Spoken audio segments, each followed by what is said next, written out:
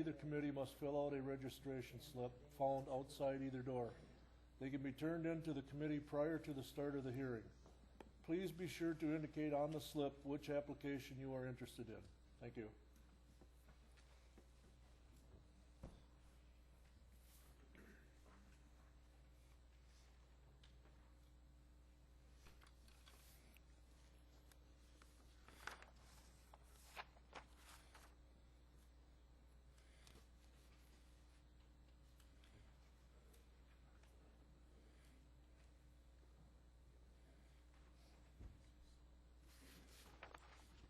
Concerned that these county, and they said they wanted to.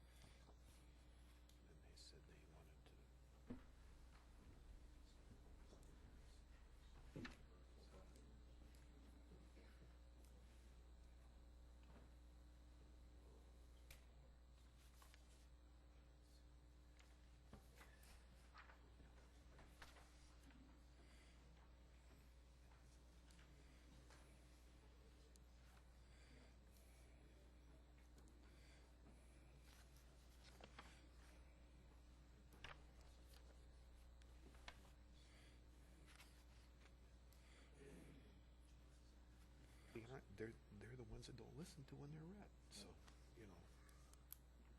The only one I ever listened to was Rogers.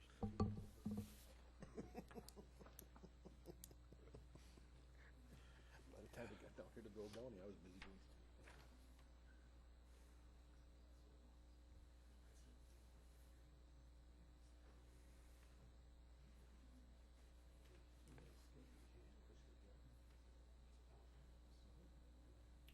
$1,000.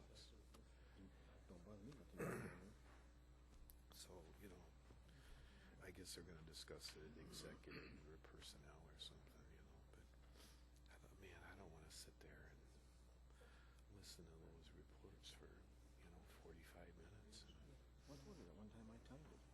It was over 45 minutes. Yeah. By the time everybody gave a report that one night.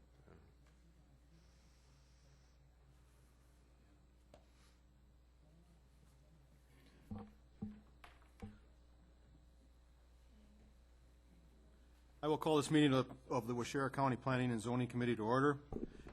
This meeting will begin with a public hearing. Anyone other than the applicant or the representative wishing to speak must register and submit the application slip to myself or the secretary. Following the hearing, we will conduct a meeting at which time we will vote on the applications. You may stay and hear how the applications are decided, or you may leave.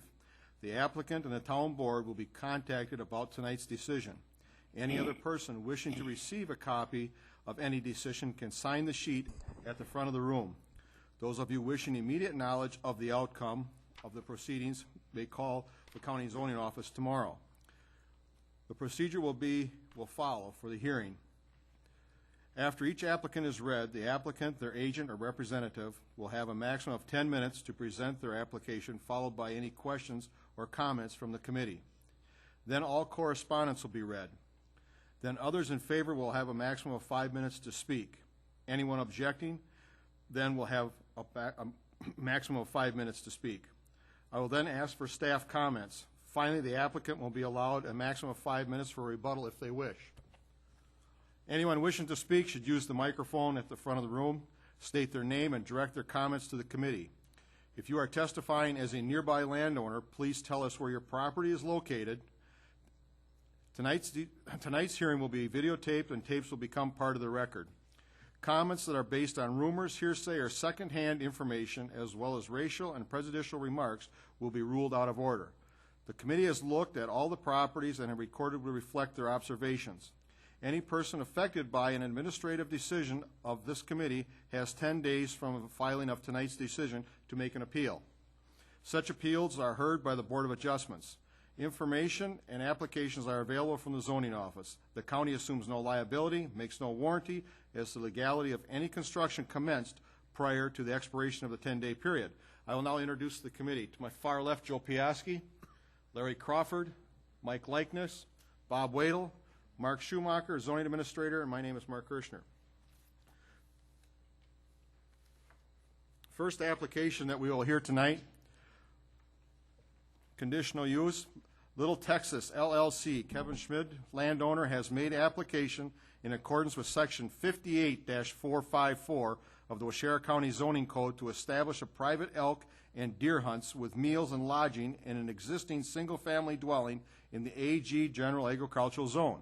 Location, an approximate 397 acres, being part of the northwest quarter, part of the southeast quarter, and the northeast quarter, Section 34, and part of the northwest quarter and part of the southwest quarter of Section 35, Town 19 North, Range 11 East, Town of Mount Morris, fire number W5734, Chicago Avenue. Is the applicant present? Would you come forward, please? Would you state your name for the record? Kevin Schmid. Is there anything, Kevin, that you would like to tell the committee here before they ask any questions? Basically, I can just explain how we got to this point. Bought the property a few years back for a family retreat, and we used to lease 1,500 acres up in Sparta. So we bought this property it was closer to my home, and I have a business in Kaukauna, Wisconsin. So we purchased the property just for family recreation. After the first year using the property, or not even the first year using the property, we had the same problems that we did in Sparta, and that's just trespassing, all kinds of problems. So we decided to talk to some biologists and some other people. We decided to create our own heaven, or whatever you want to call it, for family. So we high fenced it, got all the proper permits and everything, and we high fenced it, and we created we had established our own deer herd, elk, and curvid, fallow deer.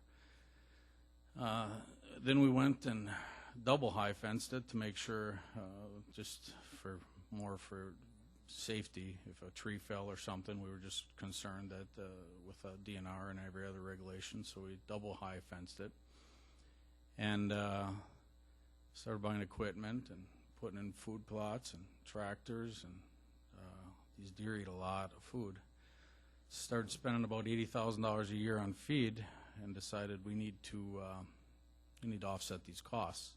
So that's basically how we got to where we're at. We then are not now. What we're trying to do is offer this to the public. We've created, I think, a real beautiful facility, and we want to offer limited hunting to the public. They're 4-day hunts. They want to go from Wednesday to Sunday. The people would arrive on Wednesday afternoon and depart Sunday by around noon. From September to the end of December. So, and what we would do is we would never take more than 4 people at a time. It just for the quality of the hunt. We've constructed 13 condo stands, 10 by 10 wooden heated stands. So everything is shooting down. None of the stands are anywhere near the fences or on the exterior. And this is where we're at. We're ready to start making some money. Okay, the committee's going to have a few questions. Committee questions, please? You plan on continuing your existing game farm? Run it the way it is for your own use? And then, but you know, you want to be offering private hunting, right? Well, yeah. I mean, we use it for family. The herd is more than the family can. I mean, just we need to cull out, 75 does every year. So we're going to continue using it for our family. But then what we're looking to get out of it is enough money just to pay the feed bill and some other bills to continue using it as a family recreation. Planning any bird hunting or just the big game? Absolutely no bird hunting. Your application says deer and elk. Is there anything else that will be included? Well, deer, elk, and curvid deer. That's fallow deer is another family of the deer, and that's in Wisconsin. That's all that I think is allowed. No other exotics. No exotics at all. No, curvid and elk. You planning any new advertising signs at all? No. Well, just what's on the fence we're gonna add 2 or 3 more. Just, that's it, no more. Right by the fence there? Yeah, on the fence. We have 5 right now, but we're gonna add a couple more because there's just longer gaps. You have all the proper licenses from Department of Ag, DNR, and you'll meet all the requirements? Yes, sir. Now, what we don't have is the health, for offering food. That's a county one. Okay. The local DNR warden knows what's going on out there. He's worked with you. Oh, yes, Dave Algren, Dave. Sean Hyde. The double fence, is that a state requirement or is that your own? Nope, single fence is a state requirement. Double fence is an optional. By double fencing, it's not a state requirement. How many acres do you have fenced in? About 400. And these would be guided hunts? Everything is guided. There's never a person that's allowed on there without a guide. And what buildings are you going to be using on the site for the hunt? Well, we were going to use the existing residence, and there's a guest house.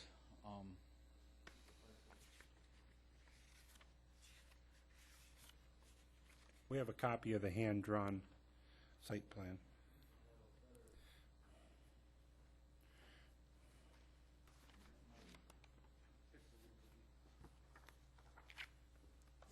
There's an existing residence, and then there's a guest house right next to it.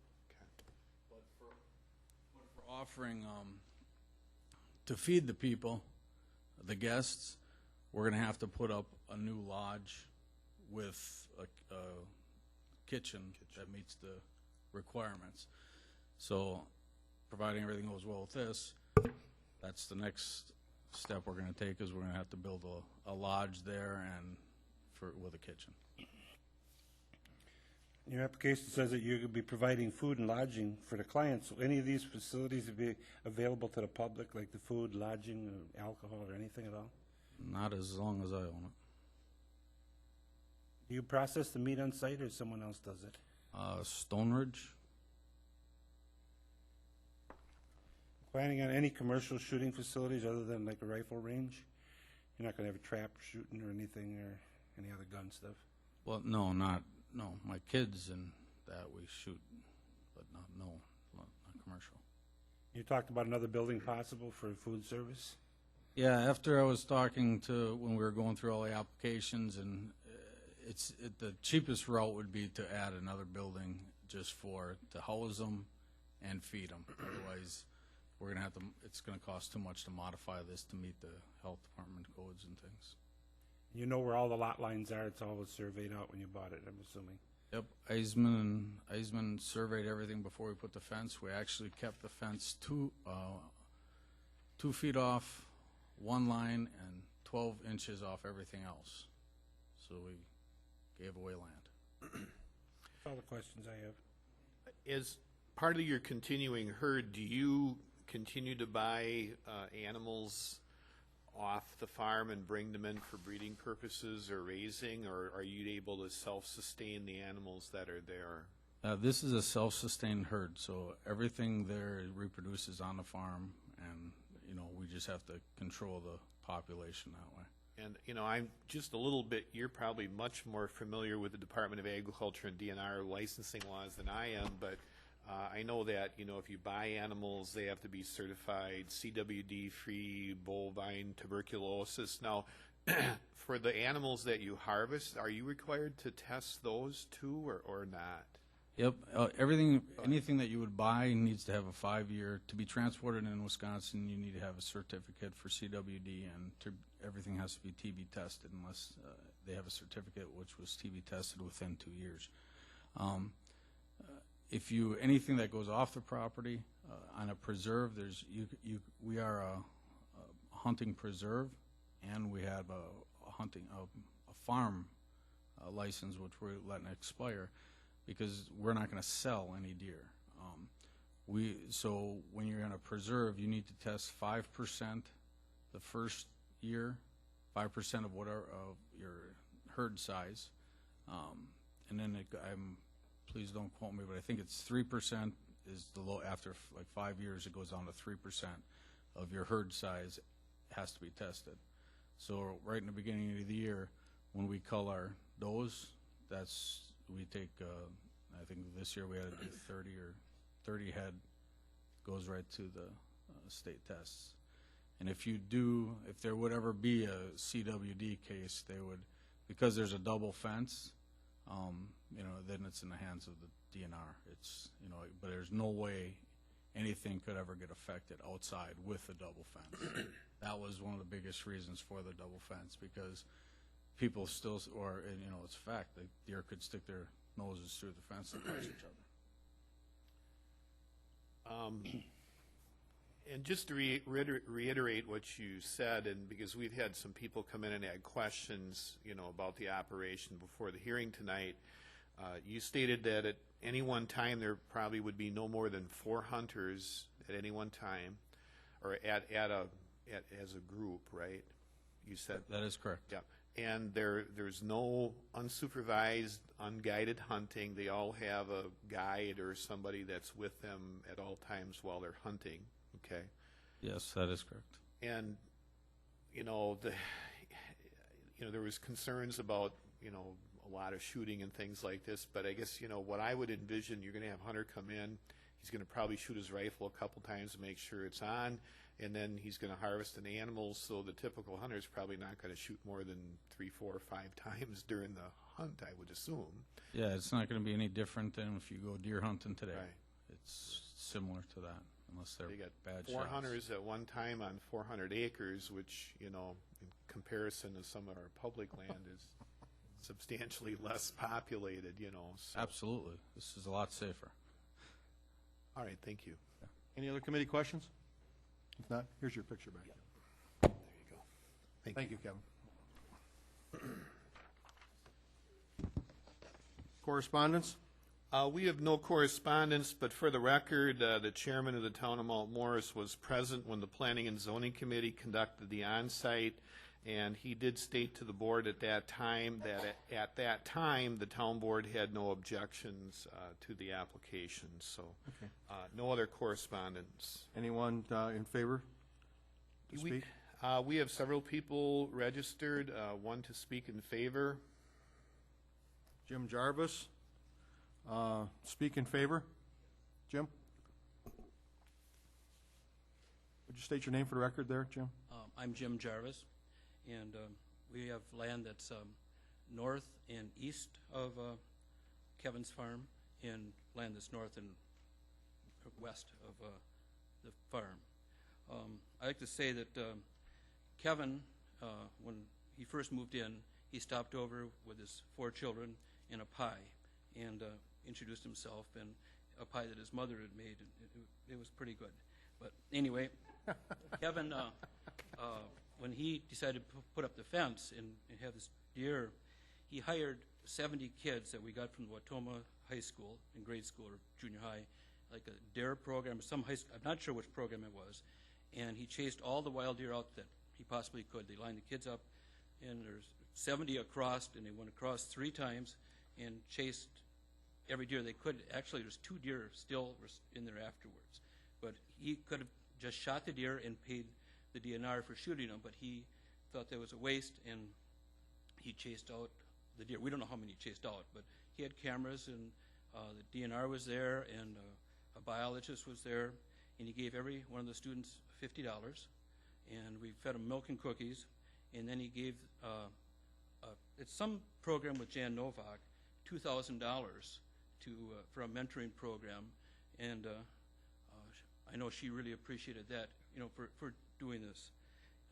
And then the other 2 deer that were left, he did have to shoot those and then pay to, pay the DNR for those. But it sure was I thought it was a fantastic thing he did there. Kevin is given to the local fire department, to the local EMT. He hires a lot of local companies. I know Dean Weiss sings in a quartet with me, and Dean told me that they've done over $30,000 business in there. He had a local Mennonite, I'm not sure the name of the fencing company, they did all the fencing. Jody Henke has done the excavating. Kerner Logging and Lyle Warwick Logging have done the logging for him. Stone Ridge does all the deer processing. He, this past fall, he hired a student from Stevens Point, kind of almost like an internship he's a natural resources student, to work on the farm. And the student is actually my cousin's son, and he said it was just fantastic working for Kevin.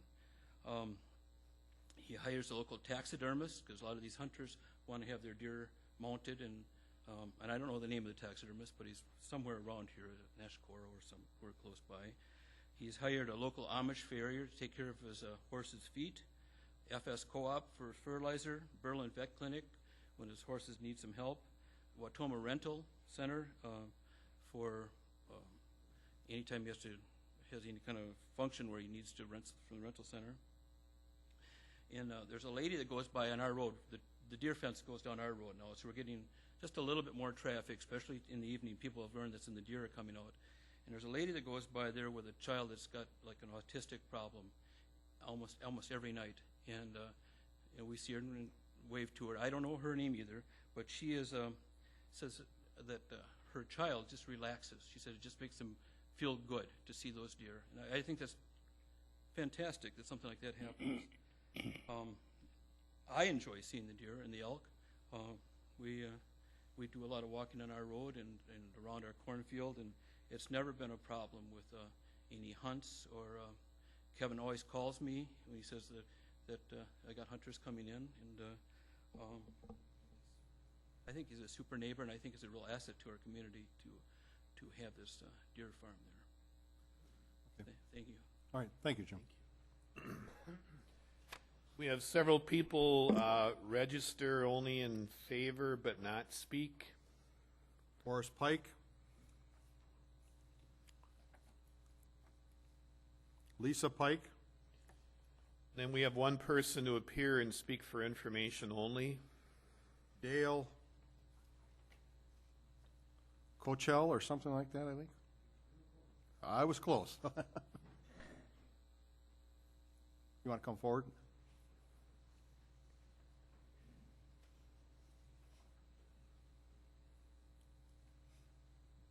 My name is Dale Coachell.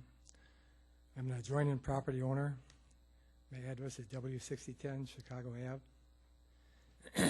I'm not a fan of game farms. I believe that they're breeding grounds for chronic waste disease. I understand why Jim would be in favor of it. He sold his property for $5,000 an acre. He would be in favor of it. My other issues are security. He does have double fences, and they are exactly on the property line, not offset, because I had my property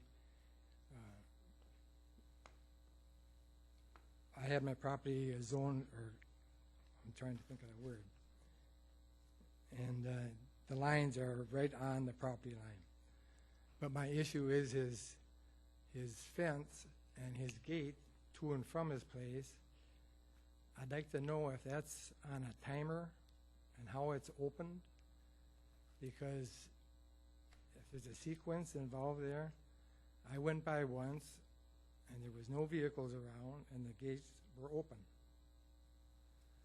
I was going to my neighbors for a cup of coffee, and I told him, I said, just come by Kevin's place, and I said, the gate's open.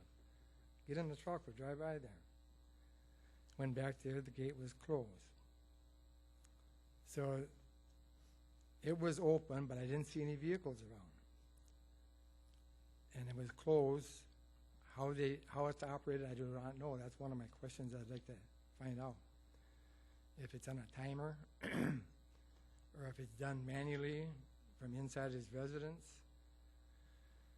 And I also have issues with people, more and more people going in and out and using the means to get in and out, whether it's a remote control or whatever, I don't know. I also have issue with a trash compactor set on a road right away. And now that more people are going to be there, there's probably going to be a bigger trash compactor. These are some of my issues that I'm not happy about the situation. I like country to be country, and I don't think people should be playing games with Mother Nature. So basically, that's my complaints. Okay, thank you, Dale, thank you. Okay, staff comments? For the record, the committee has previously been furnished with a copy of the site plan and the other pertinent data for the application that will be considered tonight. The applicant will have a chance for a rebuttal, and he can hopefully address the questions and concerns of the last gentleman here. When the committee visited the property, we did not access the facility, but we did meet the town chair, as I mentioned earlier, at the site. We did view the perimeter of the property. The committee has been furnished with a copy of the information, including the brochure and the aerial photograph and so on of the layout of the property. We have had similar applications in the past. I think this is about the third one we've had in 2 years. We've also had some upland bird hunting applications by Berlin and up in the town of Oasis. But generally the big game applications, it all, like everything else, depends on management. If they're well-managed property and they're well-maintained, they can often complement a recreational area like Waushara County. Mr. Jarvis mentioned some of the businesses that profit from these type of operations. Our experience has been that once these operations are established and they get to know the people in the community, normally they can usually function very well without disrupting other properties. Oftentimes the concerns are the fence itself. A lot of people don't like a high fence, but fencing a property and raising animals, whether they're cows, whether they're Jarvis's cows or the applicant's elk or deer, that's a permitted use in the agricultural zone. What does require conditional use is to have commercial for fee hunting. So, you know, the issue tonight isn't about the fence, it isn't about raising the animals, it's just about the selective harvest and hunting of those animals on the property as a commercial business. And that's all that's needed for the conditional use tonight. You know, again, you know, the track record we've had is that if these things are well managed and well run, you know, there's usually not a problem. The amount of hunters, the amount of shots fired, and the fact that these hunts are not unsupervised would lend itself to believe that the operation, you know, can be run in a fashion where it would probably have less adverse effects than, let's say, if it was public land or even other private land where there's no control or supervision of the hunters. But it still is a use that the committee needs to consider. We've talked about the restaurant or food, I should say, food service. The applicant's familiar. Our health department is going to require a permit, and he has to meet those certain standards. We have put 2 notices in the paper on this, and the 2 variances are going to be considered tonight. We also try to notify the property owners that surround the property before the public hearing, so everybody's properly notified. I think that's really all, you know, I have to add. It doesn't appear like, you know, in an upland bird situation, you're looking at a situation where the hunters usually have, you know, 5, 10, 15 hunters a day. They might be shooting as much as 100 rounds between practicing on clay targets and shooting birds. You know, here we're talking about a situation where there's maybe 4 or 5 shots per hunter, and that's about it. So I don't think the shooting or the noise is going to be a real issue. And like I said, the applicant in his rebuttal would have a chance to maybe answer the concerns of the neighbor regarding how the gate works and some of the other things that were brought up. So I have nothing further to add. Okay. Kevin? How the gate works, there's a gate system, and then it's an electronic gate, and then there's a housing with a 20-foot garage door for the double gate. We have security and security cameras, so we could actually open the gate from the house, not today, not this second, it's under repair. But you have gooseneck that you can open the gate at the front gate, and then you have a remote controls. If the gate was open, it was probably somebody going in, pushed a button, and then was going to leave shortly, so they'll just shut the garage door rather than if he probably had a trailer. We have a pond people that come out and service our ponds to make sure that the water is good and it's great drinking for the animals. So I know he has that type of, he'll go in, leave the gate open, shut the garage door because he just checks water, and then he comes, leaves when he has a trailer. So that's how that gate operates. If that gate ever stays open, if there's a breach, I get notified with my cell phone. So we also have two people, Forrest and Lisa, who work there full time. So they're managing it. And as far as the garbage dumpster, we put it outside the fence. It's the same size dumpster that we've always had. And if the neighbors would quit putting garbage in there, I won't need to get a bigger one. But it's outside the fence, and I don't know what I can do with that. That's all I got. Okay, thank you, Kevin. Okay, that concludes our public hearing applications. We will conduct the rest of our business meeting in the room next door. The applicant and anybody who wishes to attend can come in there with us. Thank you. And we've got two variances for the Board of Adjustments, and those variances can stay here because the board will be conducting their public hearing in just a minute.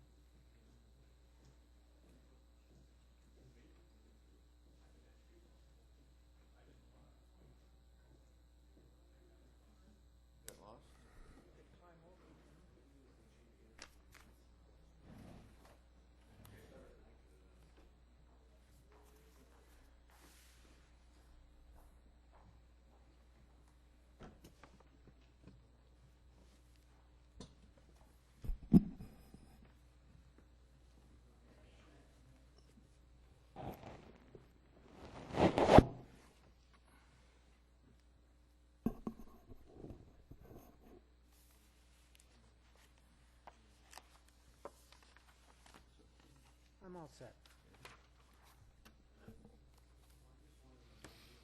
I'll call this meeting of the Waushara County Board of Adjustments to order. This meeting will be conducted in the same manner as the applications heard by the zoning committee. Anyone other than the applicant or representative wishing to speak at this hearing must have registered. Anyone who has not should do so immediately and submit the registration slip to myself or the secretary. The board has looked at all the properties, and the record will reflect these observations. Following the public hearing, the board will conduct its monthly meeting, at which time we will vote on the applications heard, or you may stay and hear how the applications are decided, or you may leave. Any person affected by an administrative decision of this board has 30 days from the filing of tonight's decision to file an appeal. Such appeals are heard by the circuit court. Information is available from the county zoning office. The county assumes no liability and makes no warranty as the legality of any construction commenced prior to the expiration of this 30-day period. Now I'll introduce the rest of the board. To my left are Fred Gellerup, Jim Warwick, George Wilson, and Bob Maloney. My name is Roger Wagner. Mark Schumacher is at my right. First variance to be considered tonight, Bruce Lindell and others, Muskego, Wisconsin, have made an application for a variance in accordance with Section 58-235, Paragraph B, Paragraph 2 of the Waushara County Zoning Code to construct an approximate 18 by 28-foot, one-story addition on a full basement, cumulative improvements exceeding 50% of the equalized assessed value of an existing non-conforming single-family dwelling, non-conforming due to side lot setback in the RS-20 single-family residential zone within the shoreland area. Location, a parcel of land known as Lot 18 of Spring Lake Estates subdivision, being part of the northeast one quarter, the northwest one quarter, Section 26, Town of Marion, Spring Lake, N 831 Spring Lake Estates Drive. The applicant come forward, please. Hi, I'm Kay Wetland. My sister is Winnie Rollinger, and Bruce Lindell is our brother. Okay. And we would like to put a 400 square foot, one-story addition onto our family cottage. And our dad bought this property on Spring Lake in 1963 from Norbert Waleko. And between 64 and 66, he built a 520 square foot, one-room cottage on the full basement, 7 feet from the side lot. The restrictions at that time required a 5-foot side lot restriction and a minimum 500 square foot structure. So at that time, he was in compliance. Well, the cottage has no shower, has no ceiling insulation, and sometimes we have to heat it with the wood-burning stove. It's brought so many hours of enjoyment to our family, but it was never finished. So we would now like to improve it by adding the full bathroom and a family room, central heat and air, and a new septic system. Wayno Jesselin is our builder. He feels the original structure is quite sound. Vern Wagner did the perk test in 2002, and he has a sanitary permit on file. He renewed that just this past November in 2009. Creer Land Surveying did the topographic survey in 2007, and Rick Ertl of Zoning visited the property September 25th, 2007. And we've really made no changes since that visit. By granting us this variance, we feel our property would conform to the other very nice houses that are on Spring Lake. And it would be safer and greener and would definitely increase the tax base. So we've spoken with both of our neighbors, and neither of them has any objections. So may I answer any questions for you? Sure. You've covered a lot of the bases already, but just a few general questions for the record. The addition will be meeting all required setbacks, just that the existing host does not at the present time. Right. Previous improvements were done in 2002, is that correct? 2002, we just had Vern do the perk test. We've Okay. been trying to put this addition on for a long time. Okay. Have you talked with anyone how you would deal with erosion and stormwater runoff? We're probably going to leave it just as it is. The elevations were going to stay the same. My dad was very meticulous about building stone walls. If you were at the property, he's got many stone walls, and to be honest with you, they haven't moved 1/4 inch in 40 years. Mm-hmm. This will be on a full basement, is that correct? Yes.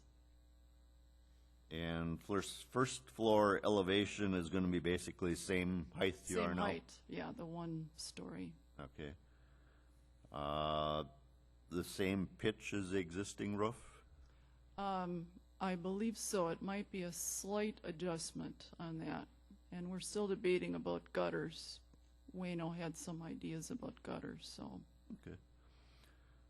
Nothing else other than the 18 by 28 addition? No. Okay. No changes to the driveway, and like you say, you'll upgrade the septic? Yes. And if an approval were granted, when would you start construction in spring? Hopefully. Actually, my sister and I would like to say 12 years ago. It's a long time ago without a shower. But hopefully spring. Yeah, we're Okay. going to see Wayno in the morning. Okay. Any other committee questions? Any plans for a garage? No, Time? not at No. this time. You know, oftentimes these things, you know, kind of progress, and it's the ultimate aspirations of the landowners to end up being a retirement home, but it sounds like this is kind of an inheritance type of a thing, Right, so it's right. shared by the family. Yes, Dad left it to us, and actually Winnie's son is our neighbor, and he has the garage, which my dad granted a variance 2 years ago, and a different neighbor owned it, so Sure. there's our garage if we wanted it. Okay, all right, very good. I have nothing further. Okay, Thank you. Thanks. any correspondence? No correspondence on the application. No one registered. Staff comments? For the record, the board's been previously furnished with a copy of the site plan and all the other pertinent data for this and the other application that will be considered tonight. The applicant is the one that's required to prove that the code is unnecessarily burdensome. There's unique physical features on the property or property limitations, and that approval will not harm the public or the neighbors. We do, as she mentioned, we have a permit for the new septic system. When the board visited the property, the lot lines were very well flagged. The existing structure does meet the required water setbacks. The board also noted the shoreline is well vegetated, and as stated, it appears to be stable. The lot has moderate slopes, steeper near the lake, a little bit more level between the building site and the lake. Erosion control is part of the Uniform Dwelling Code requirement, so if a variance is granted tonight, when the builder comes up for his permits, our land conservation will look at the property and make the determination whether or not there's extraordinary erosion control measures needed. Normally, in a situation where there's not going to be a great deal of land disturbance, generally just a simple silt fence between the water and the building site often is all that's needed. Our land conservation department can also make recommendations, not requirements, but you know, if stormwater management is needed, gutters and downspouts, that's something they can work out with the builders. So I have nothing further to add. I guess the other thing I did want to point out, however, is that the minimum square footage requirements today for a single-family dwelling are 720 square feet. So as it exists, the existing dwelling doesn't meet those requirements. So actually in this situation, the addition, although it might make the structure a little more non-conforming because it's making the structure closer to the lot line a little bigger, it's also making it less non-conforming because we're bringing that structure up to the minimum square footage that we would require under today's standards. So it's kind of almost kind of a wash, I guess you would say, but that's all I would have. Okay. Next variance, Robert P. and Luann M. Sedig, Watoma, Wisconsin, have made an application for variance in accordance with section 58-235, paragraph B, paragraph 2 of the Waushara County Zoning Code to construct a 10 by 12 one-story addition, cumulative improvements exceeding 50% of the equalized assessed value of an existing non-conforming single-family dwelling, non-conforming due to side lot, road setback, and the RS-20 single-family residential zone within the shoreland area. Location, a parcel of land known as Lot 1 of Certified Survey Map 2296, being part of the northeast one quarter, the southwest one quarter, Section 8, Town of Marion, Silver Lake, N 1869 North Silver Lake Road. Applicant present.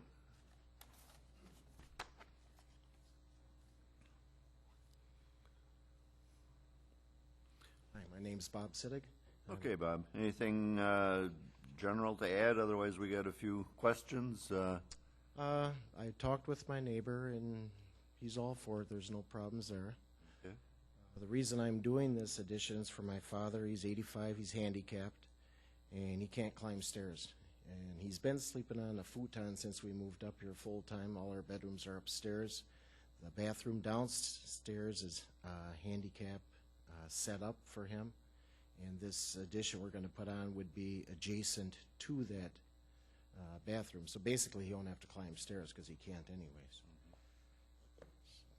Okay, just a few general questions then. There was a survey done in 1990, so you're sure the lot lines, they were pretty well marked the other day? Yeah, they were marked, I showed them. Just a single-story, 10 by 12 bedroom on a frost wall, is that correct? Correct. Same floor level as the rest of the home? Yes. And you've talked to the neighbors, you said. In your original plan, there was some notes that you might be improving the foundation or expanding the basement of the existing home? Possibly in the future go underneath the existing house. I only have a partial basement now under the kitchen area. The rest of it's barely a crawl space, so I don't know. That'd be in the future. Not at this time, in other words? No. Okay. You're sure you'll be no closer to the lot line than the existing attached garage? It's actually going to be stepped in about 3 feet, is that correct? Correct.